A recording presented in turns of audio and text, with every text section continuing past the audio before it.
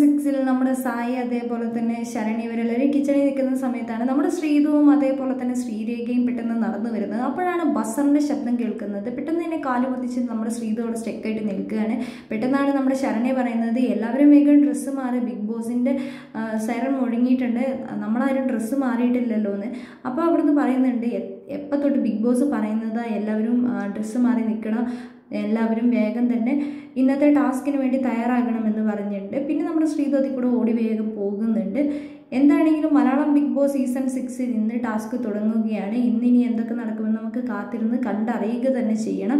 ഇന്നലത്തെ same task തന്നെയാണ് ഇന്നും ബിഗ് ബോസ് കൊടുത്തിരിക്കുന്നത്. അതുകൊണ്ട് തന്നെ ഇനി പ്രശ്നങ്ങൾ ഉണ്ടാകുമോ, ഇനി എന്തൊക്കെയാണ് നടക്കുക നമുക്ക് കാത്തിരുന്ന് കണ്ടറിയുക തന്നെ ചെയ്യണം.